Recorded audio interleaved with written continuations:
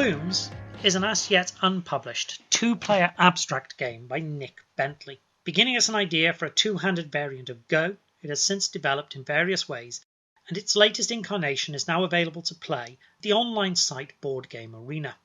In this video, I will explain the rules of Blooms and give my initial thoughts on the game.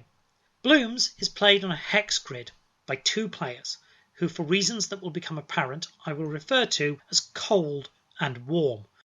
The game begins with cold placing a single piece anywhere on the grid. That ends their first turn. Warm then takes their turn and likewise places a single piece on the grid. They may then place a second piece on the grid, but if they do, that piece must be of a different colour than the first. For warm, the colours are yellow and red, while for cold, the colours are blue and black. Play proceeds in alternating turns, with each player placing at least one, but up to two pieces. At the beginning of the game, you generally want to place both pieces, but the option to place only one becomes important later. Connected pieces of the same colour are referred to as a bloom. Blooms are just fine as long as they have room to grow, that is, empty spaces next to them. However, if a bloom is entirely surrounded, whether by the opponent's pieces or your own, that bloom will then be captured. The cold player checks for any surrounded warm blooms at the end of their turn, and the warm player checks for any surrounded cold blooms at the end of theirs. The game is won by the first player to capture a specified number of the opponent's pieces. That number, like the size of the board, is still an open question. Options for the board on Board Game Arena include 4x4 through 6x6, this particular game being played on a 5x5. As to the number of pieces to be captured, that can vary from 5 to 30 on the current Board Game Arena options, and the gameplay alters dramatically as a result.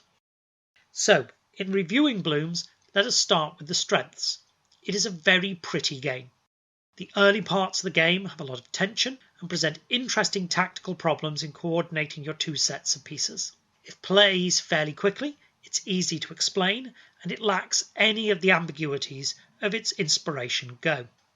On the other hand, there are downsides. Firstly, it's only a two-player game. You're not going to pick this up and take it along to a games club if you have Ingenious or Hey That's My Fish or Tutankhamun as an alternative, because the extra player count that those abstract games offer is such an advantage in most settings. Its biggest problem, however, is that it tips dramatically with captures.